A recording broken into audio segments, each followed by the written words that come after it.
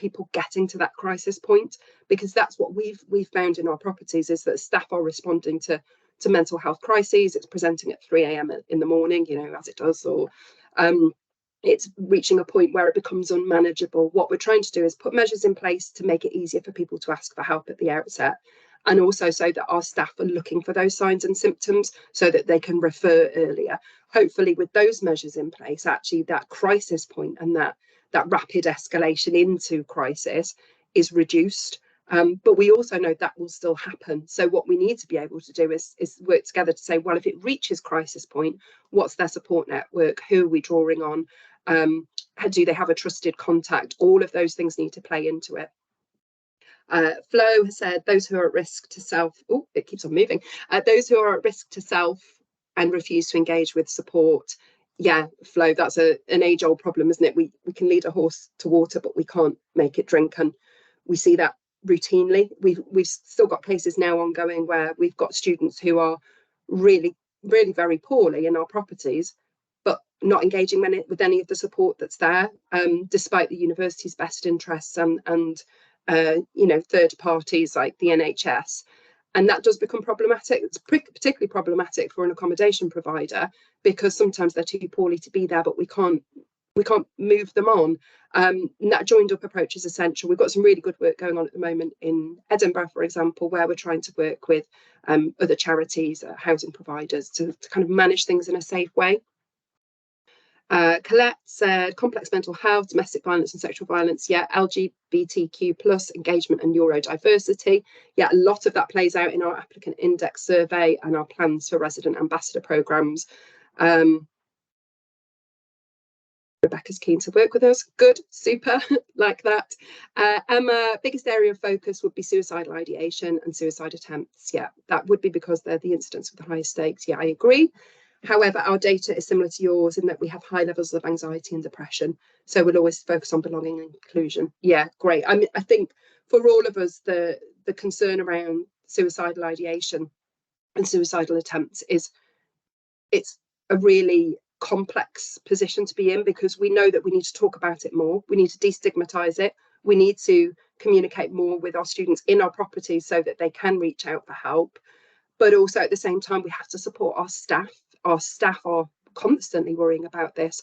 So I think for us, it's also about making sure, yes, we've got really good student support, but what's the staff support like? What's the staff training like? But it's certainly something we can join up on. The work that's come out of suicide prevention and post-vention best practice is something that we're keen to put in place in our properties. We're already doing work around risk mitigation, so actually reviewing our estate and building that into our estate strategy. What's in the rooms? Where are the risks? Are there any other measures that we can take? Where's our signposting? Okay, I'm going to move on because I'm conscious of time. So the purpose of our framework, the reason we put it in is because of all of those things that we've talked about. We know that these are problems that are not going to go away. We know that actually, yes, we're an accommodation provider, we're a landlord, but actually this is going to happen in our properties. This affects our students, it affects our staff, it affects our HE partnerships. So we needed something that offered a little bit more. We didn't want to reinvent the wheel because a lot of the good work was already happening. It was about pulling it together and really being clear about why we're doing it. So we wanted to have a toolkit of resources for our staff with guidance and training. We want to be consistent. So we've got 70,000 beds. That's lots of properties, lots of staff, lots of HE partners. But we wanted to be consistent in our approach about accommodating students with additional needs or complex needs, whether that's mental health, whether that's they're asking for adjustments to their room. We wanted to be consistent. We wanted an effective framework so that actually we can clearly look at what the concerns are, how to escalate them and manage those risks in property, but also the impact on others, so including other students. We wanted to be sensitive, including where we actually have to manage behaviours or support students to actually leave. Sometimes support to stay is actually about supporting to go. So where students are postponing, actually, are we making sure that it's informed, that they spoke to the university first, that they've got a plan for a return? If they want to come back to us the next academic year, what do we need to do to make sure that we're working with our HE partner to make sure they're well enough, they're safe enough? So sometimes it's about going. If they're withdrawing, it's actually partly about releasing them from tenancy and not making that difficult for them, not asking them to get ridiculous amounts of evidence when actually our own reporting systems and our HE partners' reporting systems are the evidence in themselves. So that's the other part of it. Harm reduction, as I said, that early intervention and warning signs, and then ensuring that we're actually working with our HE partners to manage these cases in a holistic way, and that we're not operating on our own, but also that our HE partners aren't operating without thinking about accommodation. We have seen that. We've seen it where students have been withdrawn. This was last year, student withdrawn in May, gets to July, student is in crisis point in our accommodation. We didn't know they were withdrawn from studies in May. By the time it gets to July, they don't know where they're going. They haven't told their family. They've just kind of bumped along for the rest of the year. Now, if we'd known about that in May and we'd worked in this joined up way, actually what we'd have been talking about is, where are you going to go next? What is your plan? What support have you got? So connecting actually helps to reduce risk of crisis. So, as I said, it's a graded intervention model, which I've already talked through. But each of those steps has its own set of responses that we as an accommodation provider can give. So we can do room moves at the lower level end, room moves, welfare checks, some mediation, that proactive signposting, adjustments to accommodation, evacuation plans, connecting them with the resident ambassadors so that they can build their own social programme if they're feeling lonely. And as we move up to level 2, those interventions become a little bit more demanding. So it might be that actually the reasonable adjustments are slightly more complex. Adjustments to the actual building, we have to put that through our committee to kind of decide on the reasonableness, the cost is, have we got parity? We have to connect better with our HE partners so that we're actually working in tandem. Are we working within our data sharing agreement? Do we need additional consent from the student? Can we bring in a trusted contact into that conversation so that the student is at the centre of it, remains in control, but is actually building their own support package around them? And then at that critical level, so level 3, actually at that point, we're escalating up to our managers internally and within the HE partners setup, so going from sort of officer level up to manager level. We may need legal expertise, particularly where there's complications around tenancies, drug and alcohol misuse. What's the best practice? Do we need to actually think outside the box about what some of these solutions might be? And actually, in these worst case scenarios, how are we actually managing the risk? And how do we actually move a student from our accommodation to somewhere that is more safe and is more suitable and has less impact on other students around them? And that's when we're looking at things like releasing from tenancy, but making sure that we're doing that in a safe way so that we're not just sending people out into the ether. And in those situations, it tends to involve multiple stakeholders. And that's the way in which we are operating at the moment. It's us, the student, potentially a trusted contact if they have one, an HE partner, NHS, so community mental health teams, sometimes charities, particularly when it relates to housing or substance misuse. And how are we managing that situation so that actually the student remains safe and others that are impacted, i.e. flatmates and staff, are also feeling safe and supported? What we have found that actually if we're dealing with an incident at that kind of level 3, that critical level, the flatmates tend to be at level 1. So the flatmates themselves also need some of those interventions. They might need the room move. They might need the welfare check. They might need signposting to support. Meanwhile, the student at the centre of it is having this more of a case management approach. We do call it case management, but we're very clear amongst our team that we're not managing cases in a clinical sense. They're cases in terms of people and situations. But what we have included for our team this year is supervision, so clinical supervision, so that they feel safe, they feel supported, and they're working in that boundaried and structured way. So if you're not already doing that, that is worth looking at, because what we have found is the volume of cases across 70,000 beds being triaged by a small group of people means a lot of overload in terms of content and experience and the emotional impact of that. So the way that works with our HE partners, the way that it works in practice, is that we've actually established, and we've done a really good one with MMU. I haven't got any of the North team on the call actually, and we're recruiting a North manager at the moment, but a really good model with MMU where actually they said for themselves, right, level 1 for us means this, this and this. So homesickness, low mood, isolation, medical assistance. We want to know about it, but we may not necessarily need to do anything. Just put it on our radar. And then we have key contacts at that level. Level 2, they clearly set out, right, actually, we want to know about sustained poor mental health. We want to know about self-harming behaviours. These are the key contacts. Actually, we're going to include a manager at this level. We're going to connect you with our wellbeing team as well as our Res Life team for this level. And then at level 3, it's that point of escalation. It's where we've got the safeguarding concerns, the domestic violence. So again, it's establishing who. It's more, more senior managers, heads of, making sure that we're connecting the dots between wellbeing, res life, financial support. Now, obviously, different universities will have different scales, different teams, different setups. Sometimes they're all under one group, so all under student services. Sometimes they're split out. What we have heard back from some of our HE partners is sometimes those internal communications are challenging. Getting data within the team is challenging. But what we do find is where this works well and where we're managing to safely support students, actually, the communication within the university is better as well. So some of the homework for this might be improving internal communication so that you've got your own connections that then can connect in with us. But it's about having the right people round the table, and the key person to have at that table is the student. Now, I will caveat that with the fact that students are not necessarily always able to consent to sharing that data. So for us, we do have data sharing agreements with some of our nomination partners, but actually normally it's about seeking consent from the student in the moment. But we have had cases where the student has been unable to consent because they're so poorly. And in those situations, it's about vital interest. It's about safeguarding the individual in the moment. We would never contact, a financial guarantor or their emergency contact. What we would do is engage with emergency services and the HE provider, because the HE provider may hold a trusted contact, or the HE provider may have a different arrangement in place for contacting next of kin and things like that. So for us, it's about vital interest and protecting life. But aside from that, it's always about engaging with the student, getting their consent, and really getting them to come on that journey of self-care and sustainable support with us.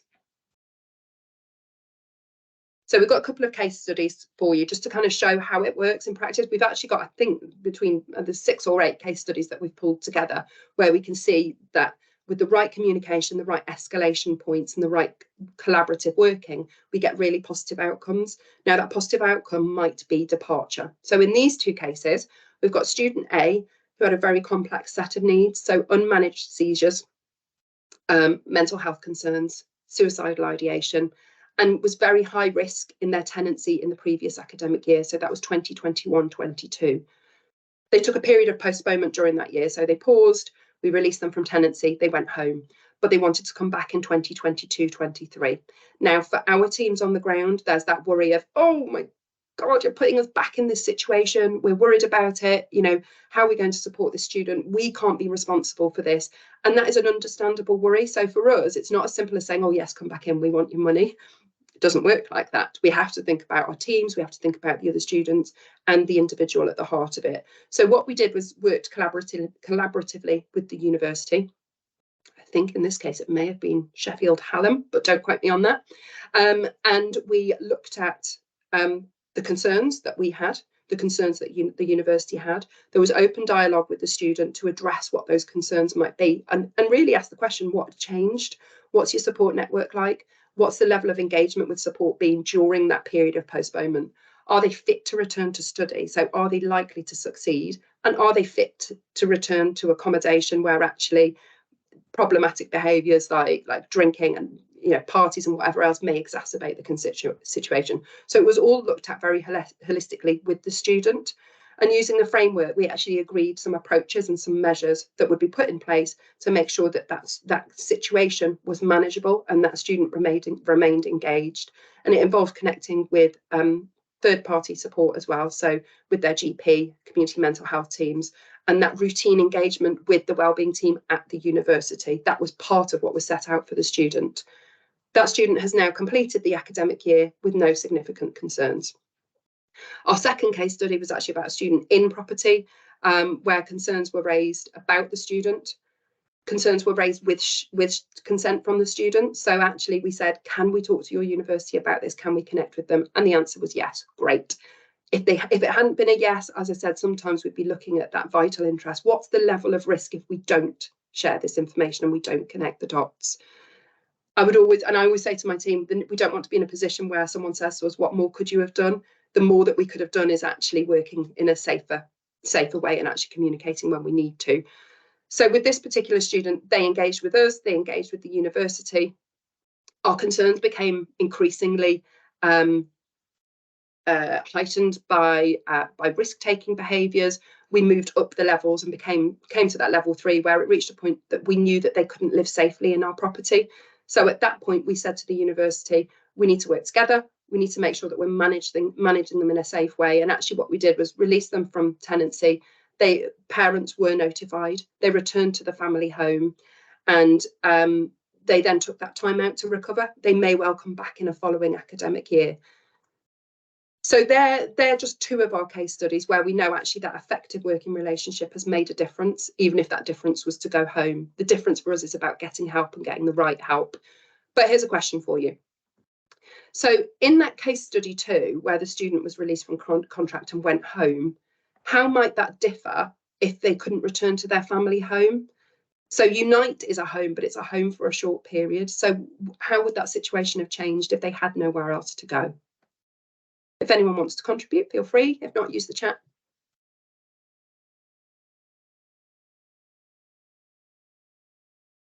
Becca, did you just want a flashback? I mean, it's probably my memory more than anyone else to see the case study, just so we can read through if anybody needs a reminder. Sorry, I was just guzzling my orange and pineapple. Yeah. Okay, so case study 2. Which, yeah, unfortunately. So we were aiming for safe, supported transition out of the accommodation, but as we know, there's not always somewhere to go. We've got high numbers of estranged students. For us, we've got high numbers of care leavers and care experienced students, high numbers of estranged students, or high numbers of students who become estranged during their stay, so self-declared estrangement.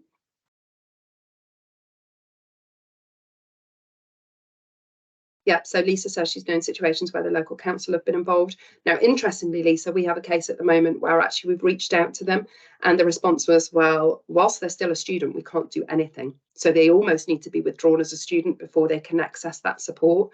So part of what we're trying to achieve in our collaborative work is preparing for a student no longer being a student. So doing the background work so that when they no longer are a student, they're already in the pipeline rather than being at the bottom of the queue for that help. Okay, what else have we got? Colette, working with university and local providers to move the students to supported housing. Yeah, same issue. A safeguarding referral may be appropriate based on circumstances. Absolutely, Flo. And we've got one at the moment that's in a similar situation where that has been requested. Working with the resident and university to put a plan together to look at alternative options with local council. Okay, everyone's in agreement. Local council are crucial to it. Absolutely. But not without barriers. One of those barriers being assigned a social worker, but not necessarily being a priority. Being poorly, but not being poorly enough to get the support that we think people need. Being a student, so therefore an assumption that actually, well, they've got housing, you've got a wellbeing set up, they don't need us. And that gap between, well, when that ends and when the next thing starts, how do we fill that middle bit? I think Becca, our challenge often, which I'm sure you guys feel as well, is people making themselves voluntarily homeless. I.e., if somebody then says, you know, I agree with you, I don't think I'm safe to live here, or whatever it might be, the council then, they're bottom of the list if they've had a home and in the council's eyes made themselves voluntarily homeless. But of course, the other option is eviction, which we know takes a long time to go through. So we're sort of stuck in that middle ground on many occasions. Yeah. And we've seen it actually a few times this year. The team will confirm this. We've actually seen an increase this year in the number of students who are pregnant or have a baby whilst being a student. And it's not a suitable environment. It's not. I'd say it's not a suitable environment for being pregnant. Having been pregnant twice, there's no way I could live in a student accommodation. But it's also not a suitable environment to have a child. It's, you know, that's a safeguarding concern, but how do we then manage getting the student from this environment to a suitable environment? And sometimes actually it's about giving them the right documentation, the right letter that kind of sets that out, that gets them the help that they need. And Francis and some of the team have done some great work around actually what are the resources that we need to support our teams to support pregnant students, what risks do we need to consider, and what do we need to give them to get safely from A to B, and who at the university do we need to work with to action that. So Emma also mentioned that the student could be released into a situation of homelessness, and that increases risk. Yeah, and that's absolutely one of the things that we are trying to avoid. You can often play local authority ping pong. Yeah, absolutely. There's a lot of ping pong going on. And that's why I think the other thing that's really useful with the way that we're working now and having these conversations is actually, is there a way for us to join up and do that multi-agency approach? So actually it's someone from the university, someone from our student support team, so from the accommodation provider, someone from the local authority, and or the student, and or someone from their community mental health team, all having that conversation together.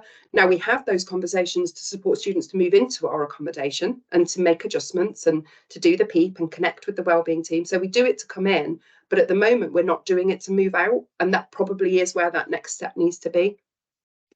So Laurie said about emergency housing, similar cases. Yeah, it's hugely frustrating.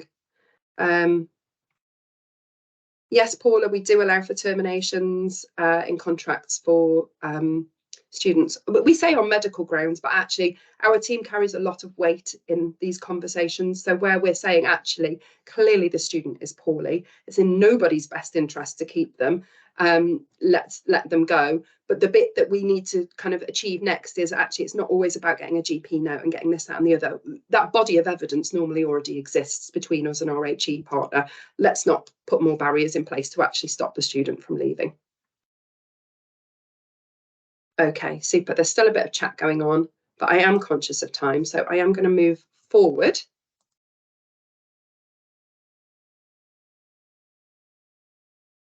So if anyone would like to share with this, if this was your own university that was dealing with one of these cases or a similar case, how might you deal with it? How would you connect with us? What barriers are there? So if there's anyone that does want to share any of their own experiences, now is the time to do it. I know some of you have already done that in the chat.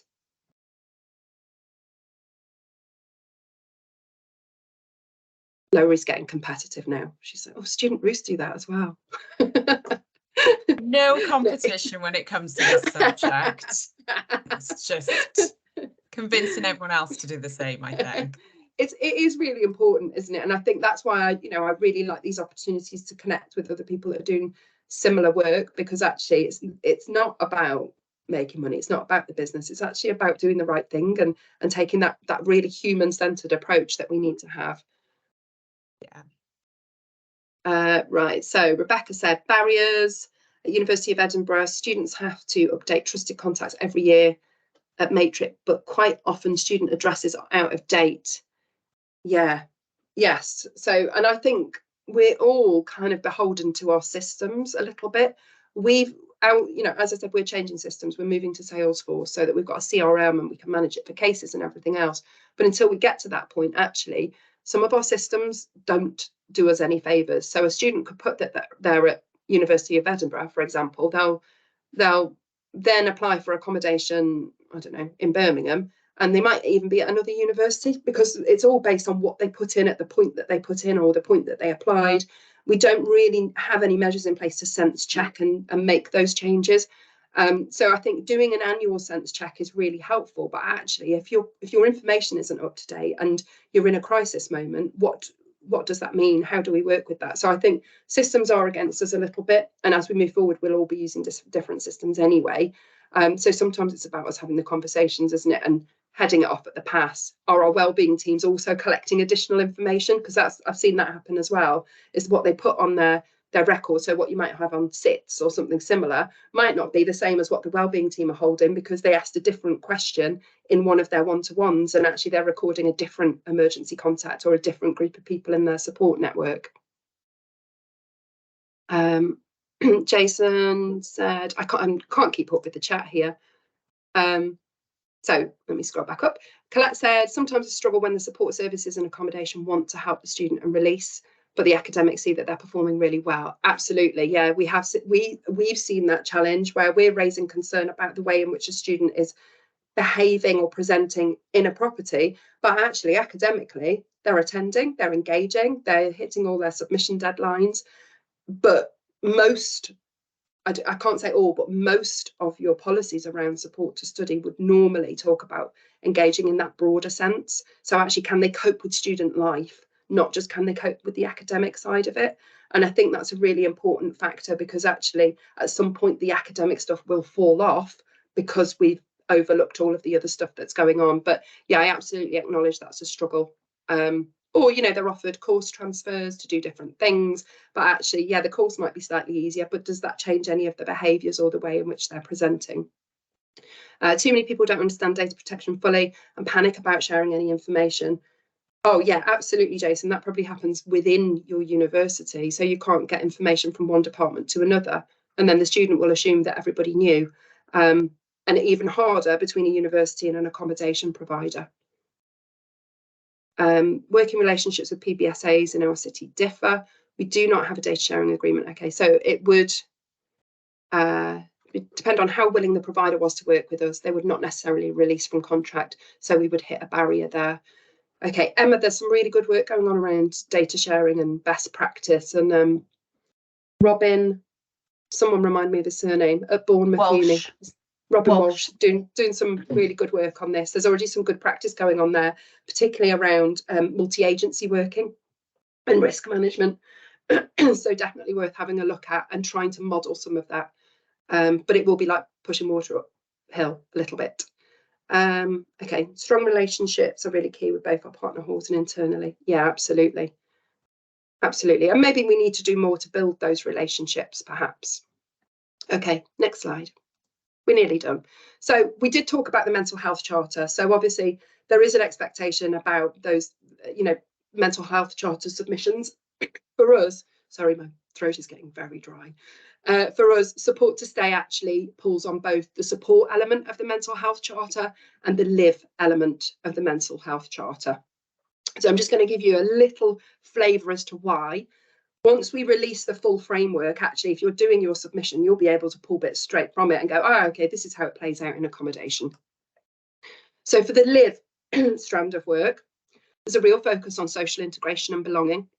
So the big thing that we did this year, and we're partway through it as a transitional process, is we've taken the resident ambassador programme and we've pulled it into our student support area of work, because we know that actually if we can get it right and we can increase that sense of belonging, we can boost social integration, we can create opportunities to connect and seek peer support, and we can train our ambassadors to look for signs and pass it on. Actually, if we get that bit right, we hopefully would see a reduction in the number of incidents, or where the incidents are being reported, we actually know about it and we can do that early intervention piece. So that was the key reason why we took that programme, and we thought, right, let's make it ours, let's build it into the work that we're doing. And it really then complements the mental health charter and what we're trying to achieve there. Now, for us, we don't need mental health chartership, we're an accommodation provider, but what we do need to do is facilitate you guys being able to deliver on it.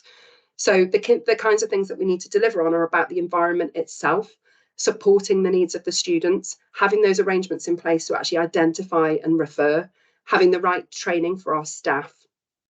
And the key thing is about relating that sense of belonging with student success and making sure that it feels like a home for them and somewhere that they can thrive. So for us, the first element is about getting those proactive steps right. So have we got all of those ground, you know, the basics in place to improve student well-being?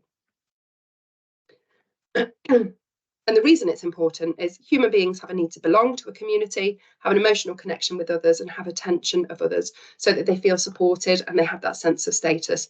If we don't get it right, student loneliness increases, and student loneliness is then a predictor of mental distress amongst the student population. So we know that this for us has to be right, and we have to get it right from the get-go. If we don't get it right, and we don't always get it right, I'll probably get told off for sharing this one, students are lonely. So this is just a snippet of feedback. Sorry, it's overlapped slightly there. I don't know if that's on yours or just mine. So some of our students have told us they felt lonely. Now, what we know is these students that were lonely were in properties where we didn't have a good social programme. We didn't have resident ambassadors in from day one. We didn't have that meet and greet set up, and we didn't give them opportunities to connect. So if we get it wrong, actually, we are exacerbating problems around loneliness and social isolation, and therefore we're exacerbating problems around mental health concerns. But where we get it right, actually, what we get is students who feel that they can socialise, there's events, they've got, you know, flatmates, there's a sense of togetherness, together being. So these keywords came out of our student feedback. So where we're getting it right, they're telling us how they feel, and they're telling us that they actually feel connected. So for your mental health charter, working with a provider where there's actually resident ambassadors or a social programme in place is crucial to building that sense of well-being. So next steps, because we've only got 5 minutes left.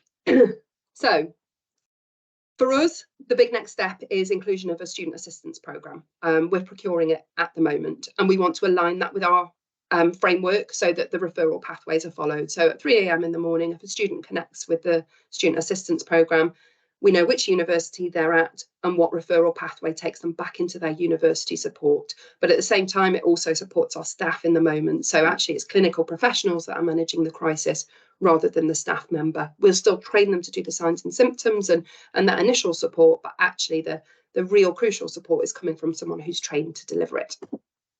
We want you to take our framework, so we're going to send it to you afterwards. We are going to send it to our HE contacts.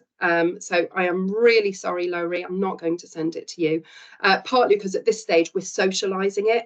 It's quite a big document. It's in draft phase. We don't particularly want it going out into other PBSA providers at this point. But once it's fine-tuned, then we will share it widely, because we want it to be a policy that we can see internally, but others can see as well. It adds that reassurance about what support's available. So we want you to take it and then work out what, when, who, and how you'd like to connect. So I talked to you about MMU, about having clear points of contact at the different levels.